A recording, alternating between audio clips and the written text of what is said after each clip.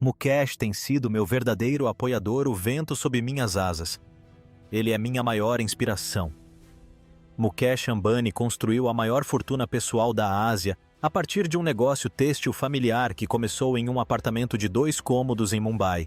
Essa fortuna agora se aproxima dos 100 bilhões de dólares e a empresa que ele dirige abrange praticamente todos os setores da economia indiana. Esta é a vida que o dinheiro construiu. O homem que construiu uma refinaria, Mukesh Dhirubhai. Ambani nasceu em 19 de abril de 1957 em Aden, na época uma colônia britânica na costa sul do que hoje é o Iêmen. Seu pai, Dhirubhai Ambani, era frentista de posto de gasolina, não gerente nem dono. O homem que abastecia o seu tanque. Esse foi o ponto de partida.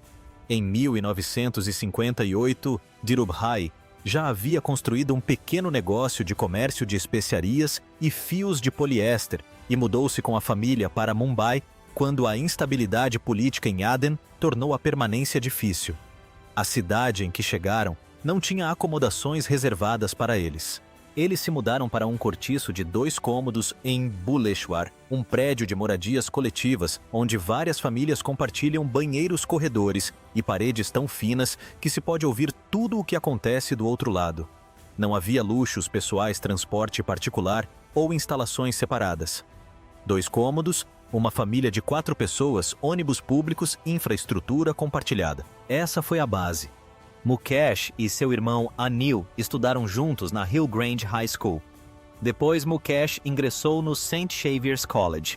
Depois disso, matriculou-se no Instituto de Tecnologia Química, então conhecido como UDCT, da Universidade de Mumbai, onde concluiu a graduação em Engenharia Química. Em seguida, partiu para os Estados Unidos para cursar o MBA na Universidade de Stanford. Um de seus colegas de turma foi Steve Ballmer, o homem que mais tarde dirigiria a Microsoft por mais de uma década. Mukesh estava sem dúvida no caminho certo. Ele nunca concluiu o programa. Em 1980, a saúde de Dhirubhai piorou. Mukesh chegou em casa. A ligação não era um pedido. No contexto familiar, não era uma negociação. Ele abandonou Stanford no 2º ano do MBA para retornar à Índia para junto de seu pai doente e para uma empresa que estava no meio de uma de suas expansões mais importantes. Ele tinha 23 anos. Não possuía nenhum diploma de pós-graduação concluído. O que ele tinha era uma fábrica para administrar. A Reliance começou em 1958 como a operação comercial de Dhirubhai, envolvendo especiarias e fios de poliéster. Em 1966, tornou-se a Reliance Textiles, e a estratégia que definiu seu crescimento foi a integração vertical, controlando cada elo da cadeia de suprimentos desde as matérias-primas petroquímicas até o tecido acabado. A ideia era o controle. Se você produz seus próprios insumos, ninguém mais controla suas margens de lucro. Mukesh entrou formalmente para a empresa em 1981. Sua primeira missão foi na planta petroquímica de Pataganga, em Maharashtra, supervisionando sua construção e posteriormente suas operações. Não era o tipo de trabalho que costuma ser noticiado pela imprensa especializada em negócios. Tratava-se de gestão industrial prática, processos, cronogramas, rendimento pessoal e infraestrutura. Ele fez isso durante anos, e então veio Jamnagar. O projeto da refinaria de Jamnagar foi a aposta que colocou a Reliance em uma categoria própria. No início dos anos 2000, o complexo de Jamnagar havia se tornado a maior refinaria de petróleo do mundo construída do zero, ou seja, foi erguida inteiramente do zero sem a aquisição ou expansão de instalações existentes. Cada unidade, cada oleoduto, cada sistema de processamento, tudo construído do zero em um terreno que antes não tinha nenhuma função. Mukesh era o responsável por tudo. A escala necessária para construir algo assim, a logística, o capital, a mão de obra de engenharia, a coordenação governamental, está além do que a maioria das empresas no mundo já tentou. A Reliance fez isso na Índia, em uma cidade que antes não era um centro de indústria pesada, e a transformou na peça central de uma empresa que se tornaria uma das mais poderosas da Ásia. Em 2002, a Reliance Industries era uma das maiores empresas da Índia em receita e valor de mercado. Possuía refino petroquímica têxteis, presença em toda a cadeia de suprimentos que Dhirubhai havia imaginado em um cortiço de 2 cômodos 4 décadas antes. E então, em julho de 2002, Dhirubhai Ambani morreu. Morreu sem deixar testamento. 2 filhos, um império, nenhuma instrução escrita. O que se seguiu foi uma batalha que percorreu os tribunais, as salas de reuniões e as manchetes de todos os jornais de negócios da Índia, e que acabou por remodelar não apenas a família Ambani, mas todo o panorama corporativo e de telecomunicações do país. Para entender como uma disputa familiar se tornou a base de uma revolução nas telecomunicações, precisamos analisar de perto como a Reliance se desintegrou e o que Mukesh construiu a partir dos fragmentos que lhe restaram. A aposta de 30 bilhões de dólares que revolucionou a Índia. Quando Dhirubhai Ambani morreu sem deixar testamento no verão de 2002, ele deixou para trás a questão mais importante e sem resposta da história corporativa indiana. Quem herdará o quê?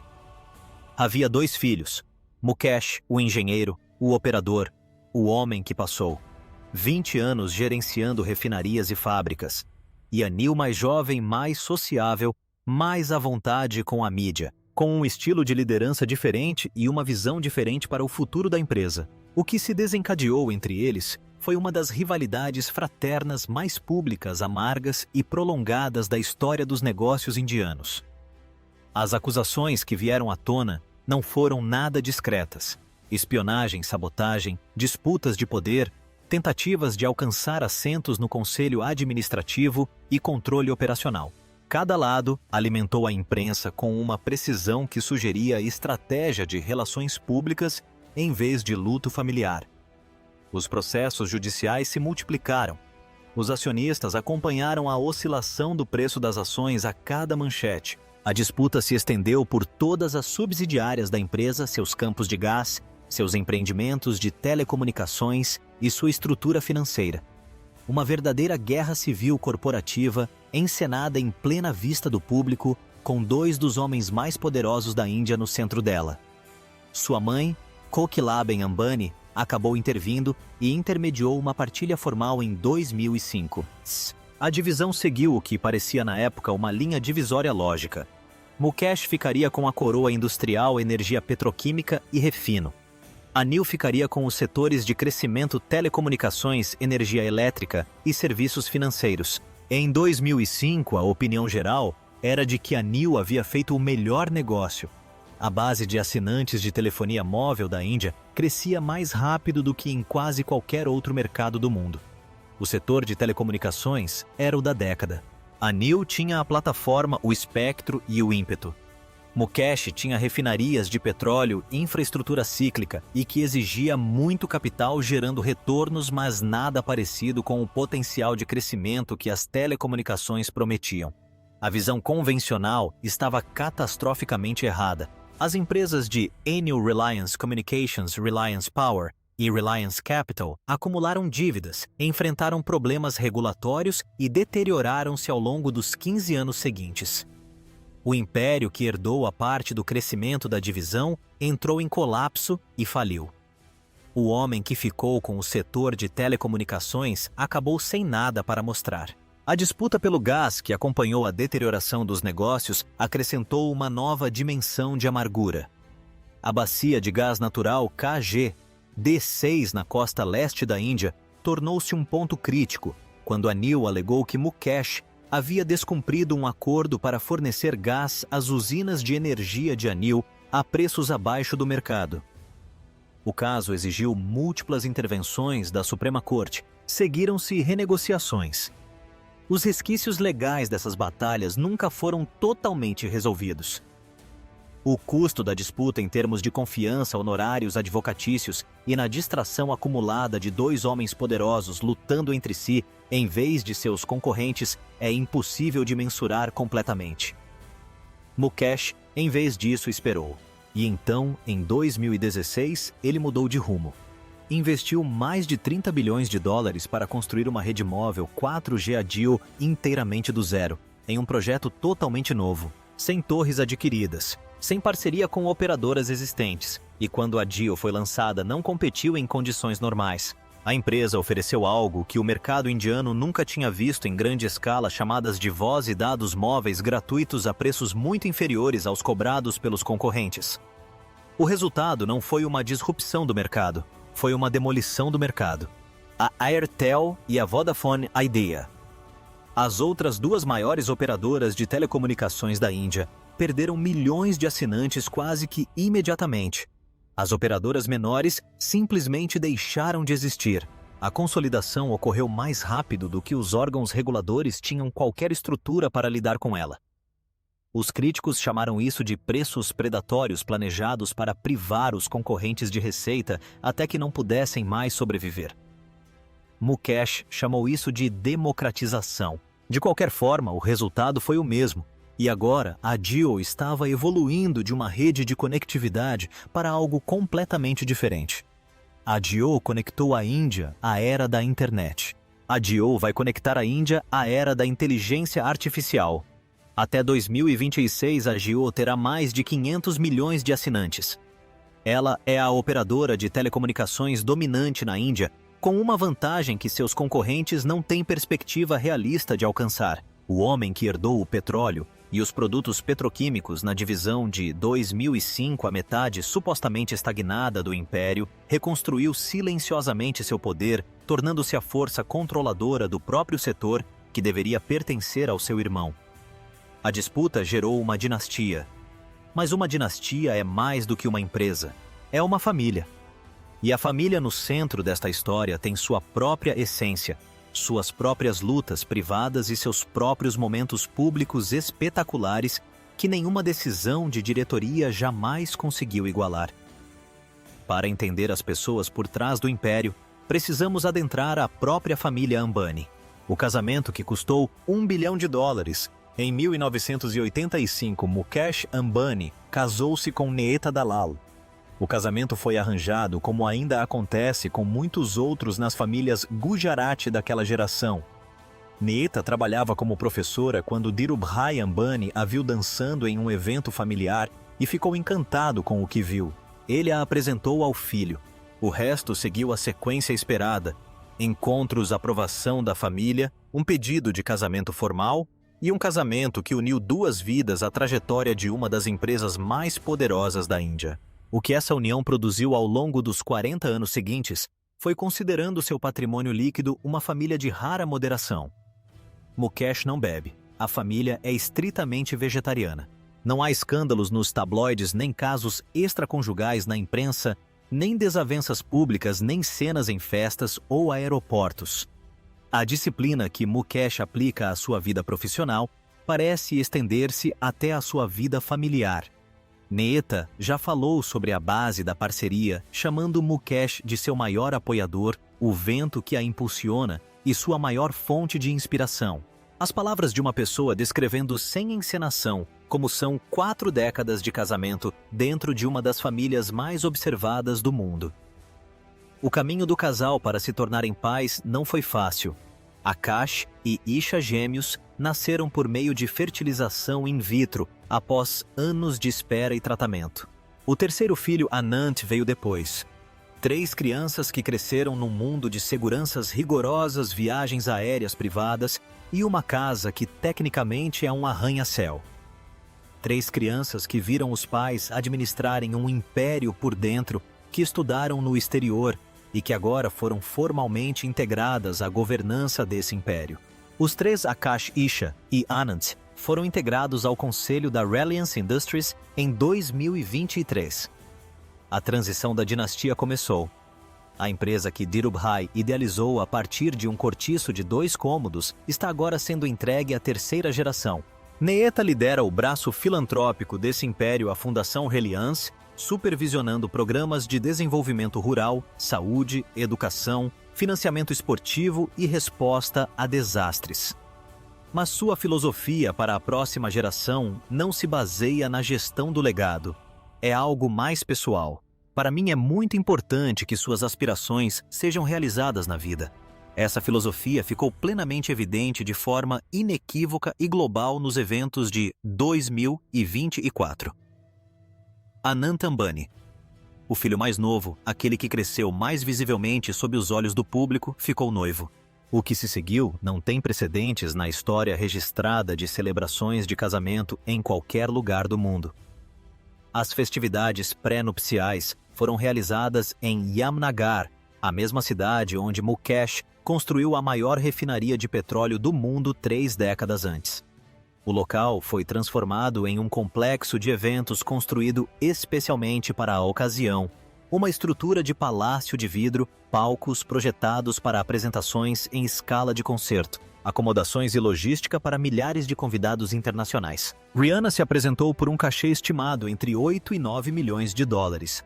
Justin Bieber também se apresentou. Os Backstreet Boys se apresentaram. Um cruzeiro foi incluído na programação do evento. Mais de 2.000 convidados representando os mundos dos negócios, entretenimento, política e esporte participaram dos diversos eventos. O casamento em julho, por si só, ampliou o espetáculo. As estimativas de custo total para a série completa de comemorações variam de 600 milhões a 1 bilhão de dólares. A reação negativa foi imediata e global. A Índia tem centenas de milhões de pessoas vivendo abaixo da linha da pobreza. Um casamento bilionário realizado em um país onde a infraestrutura de saúde rural permanece cronicamente subfinanciada e a qualidade das escolas públicas varia enormemente de acordo com a região, não é tratado como um assunto familiar privado. É tratado como uma declaração sobre a desigualdade. Críticos na mídia indiana e em comentários internacionais enquadraram os eventos como a demonstração mais visível possível do que significa riqueza sem limites quando se encontra com o amor parental irrestrito. A resposta de Nita a essas críticas foi precisa e direta. Se essa postura resolve a tensão, é uma questão de posicionamento no espectro econômico da Índia. O que não é questão de opinião é o que o casamento transmitiu. O fato de a família Ambani ocupar uma posição tão singular na vida indiana faz com que as regras normais de ostentação de riqueza simplesmente não se apliquem a eles. Essa posição tem um endereço físico. E para entendermos a verdadeira dimensão do que a vida de um trilionário representa em concreto e aço, precisamos observar o prédio onde Mukesh Ambani volta para casa todas as noites. A arquitetura da riqueza absoluta. No número 4 da rua Altamount, no bairro de Kumbhala Hill, no sul de Mumbai, existe um prédio que chama a atenção de quem passa na rua. Não por causa da sua aparência à distância, embora a distância não se pareça com nada mais na cidade. As pessoas param porque quando tentam categorizá-lo, as categorias se esgotam. Não é um arranha-céu, não é um palácio, não é um prédio comercial. É algo que existe fora de todos os pontos de referência anteriores, porque não havia nenhum ponto de referência para ele antes de sua construção. O Antilia foi concluído em 2010. Possui 27 andares e 400 mil pés quadrados de área interna. O custo de sua construção foi estimado entre 1 e 2 bilhões de dólares e acredita-se que seu valor de mercado atual exceda essa cifra por uma margem substancial. É por qualquer métrica utilizada para medir tais coisas, a residência privada mais cara já construída. O interior parece um projeto para um pequeno quarteirão com uma garagem para 168 carros ocupando vários níveis subterrâneos. Um cinema privativo com 50 lugares, um salão de baile, jardins suspensos em diversos andares, um feito de paisagismo interno que exige sua própria equipe de jardinagem dedicada a um templo hindu, um complexo completo de spa e academia, 3 heliportos empilhados no telhado para acesso simultâneo de aeronaves e um cômodo. O detalhe que reaparece em todos os perfis já escritos sobre este edifício, onde neve artificial cai do teto sob demanda em Mumbai. Uma cidade costeira situada a aproximadamente 19 graus ao norte do Equador e que nunca em toda a sua história registrada presenciou queda de neve natural. O edifício foi projetado para resistir a eventos sísmicos, pois nesse nível de investimento, o cálculo de riscos se estende também aos geológicos. Sua manutenção é realizada por uma equipe permanente de 600 pessoas. Desde o momento de sua conclusão, Antilia tornou-se o símbolo físico mais vívido da materialização da fortuna Ambani. Também se tornou fonte de indignação pública constante. Em um país marcado por algumas das maiores desigualdades de renda do mundo, onde a distância entre o nível da rua abaixo da alta Mount Road e a cobertura acima dela representa um abismo intransponível para qualquer indivíduo. Uma residência particular dessa magnitude não apenas atrai admiração, mas também uma fúria persistente. Em fevereiro de 2021, o edifício atraiu algo completamente diferente. Um SUV foi encontrado abandonado perto do portão perimetral de Antilha, carregado com cartuchos explosivos de gelignite e acompanhado de uma carta ameaçadora endereçada à família Ambani. A carta descrevia o veículo como apenas um reboque, uma mensagem explícita e calculada de que qualquer que fosse a aproximação do remetente seria de uma escala muito maior. A família Ambani evacuou o prédio. Um aparato de segurança construído ao longo de anos para proteger uma das famílias mais proeminentes do mundo foi por um período burlado por um único veículo estacionado em via pública. A investigação subsequente acabou por se concentrar em Sachin Vas, um ex-policial especialista em confrontos armados de Mumbai, que havia sido reintegrado ao serviço ativo de forma controversa. Vas foi ligado ao veículo. O caso então se expandiu em direções que foram muito além de uma ameaça de bomba, conexões com uma investigação de homicídio separada e alegações de interferência política nos altos escalões da estrutura de comando da polícia de Mumbai. A cadeia de implicações envolveu figuras muito acima do nível de um carro estacionado. A investigação subsequente e aprofundada da Bloomberg descreveu o incidente como tendo exposto uma disfunção estrutural dentro da polícia de Mumbai que ia muito além da questão imediata de quem dirigia o SUV e por quê. Para os Ambanis, o incidente foi um lembrete indesejado, porém esclarecedor de que os muros da residência particular mais cara do mundo, a equipe de 600 pessoas e as diversas camadas de segurança que cercam os movimentos diários da família não conseguem impedir as ameaças. A visibilidade nessa escala gera uma exposição que nenhum portão ou guarda consegue neutralizar completamente. A frota que circunda a fortaleza é proporcional à sua escala.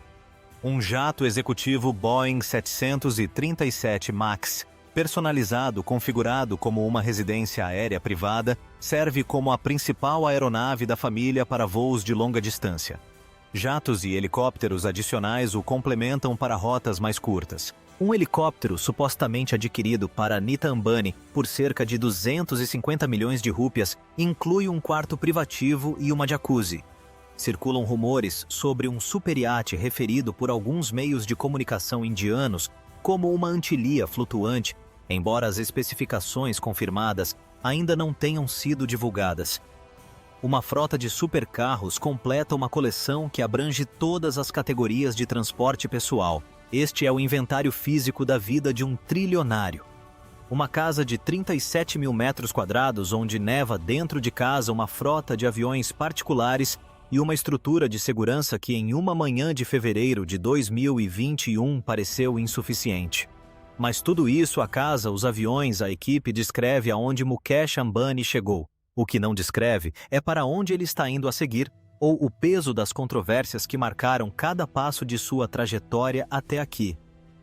Para entender como será o Império Ambani daqui para frente, precisamos analisar a aposta de 110 bilhões de dólares que Mukesh está fazendo no futuro e as batalhas legais e políticas que ele ainda carrega do passado.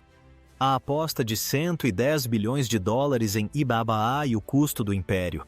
Em fevereiro de 2026, Mukesh Ambani fez um anúncio que reposicionou a Reliance Industries no debate global sobre inteligência artificial. Ele comprometeu-se a investir 10 trilhões de rúpias, aproximadamente 110 bilhões de dólares, ao longo de 7 anos, em centros de dados de IA, infraestrutura digital e os sistemas de energia limpa necessários para alimentá-los. A fase inicial começaria em Jamnagar, a mesma cidade que abriga o complexo de refinarias da Reliance, agora repensada como plataforma de lançamento para algo completamente diferente. O primeiro centro de dados começaria com 120 megawatts e escalaria para uma capacidade de gigawatts, conforme a demanda aumentasse. A energia que alimentaria esses centros não viria da rede pública, mas sim da própria capacidade renovável da Reliance. Serão 10 gigawatts de infraestrutura solar distribuídos em instalações em Gujarat e Andhra Pradesh. O argumento que Mukesh vem construindo é que possuir a fonte de energia confere à Reliance uma vantagem estrutural de custos que operadores externos não conseguem replicar. Nossa vantagem em energia verde reside em nossa capacidade de gerar até 10 gigawatts de excedente de energia verde disponível. Esse excedente não é incidental à estratégia de IA, mas sim seu alicerce. A capacidade de alimentar data centers com energia renovável gerada internamente em vez de depender da rede elétrica para pagar os preços de mercado é uma vantagem competitiva que, segundo Mukesh, nenhum concorrente no mercado indiano consegue igualar. Isso se reflete em um excedente de até 10 gigawatts de energia verde disponível proveniente de projetos solares em Kutch e Andhra Pradesh. E o objetivo de toda essa infraestrutura não é simplesmente o negócio de data centers, mas sim uma afirmação sobre o papel da Índia no século que se inicia, uma afirmação que Mukesh vem fazendo explicitamente e em grande escala.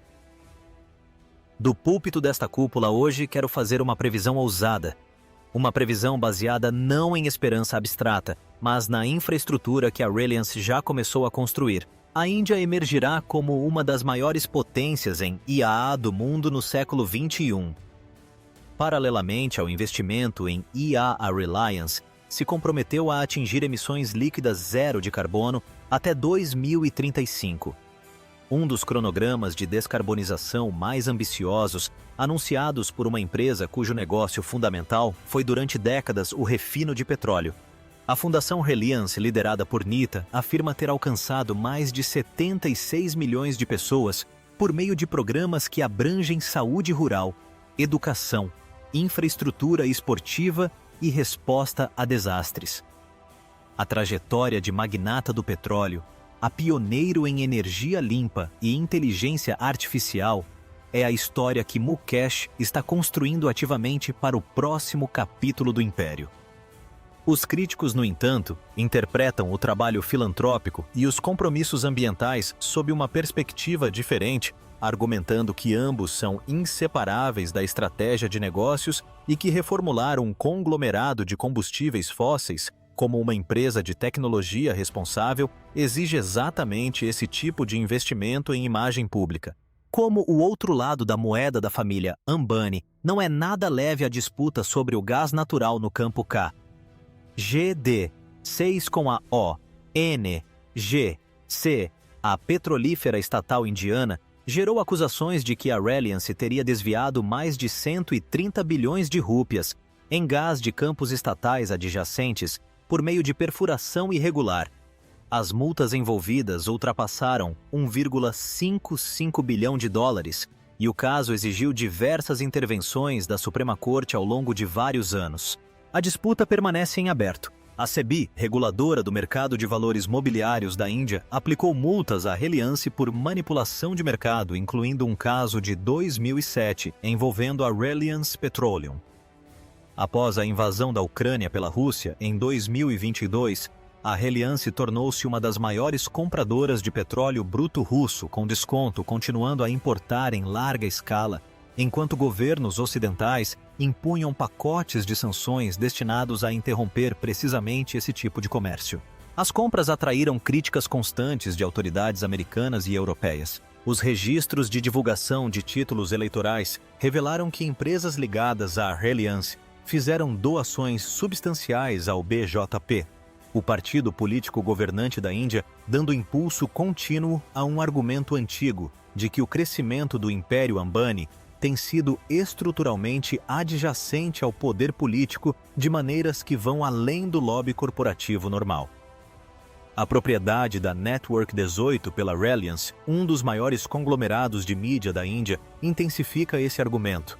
Uma empresa acusada de alinhamento político que também controla uma parcela significativa da produção de notícias nacionais ocupa uma posição incômoda em qualquer democracia funcional. Mukesh sempre rejeitou a ideia de que a Reliance opera por meio de favorecimento regulatório, apresentando o crescimento do império como estruturalmente inseparável do próprio desenvolvimento econômico da Índia. Esse argumento não é infundado.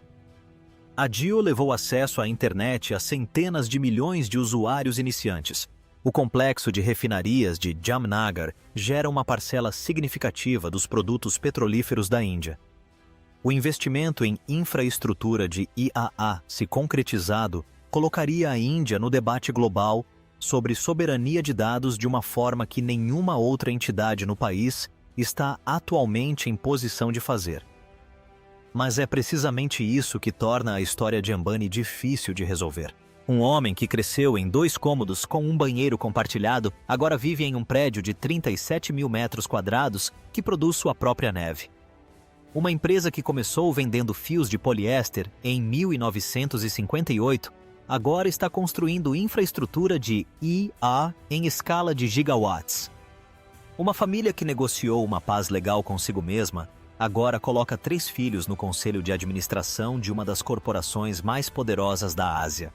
Um patriarca que deixou Stanford para administrar uma fábrica agora faz apostas de 110 bilhões de dólares no futuro da inteligência humana.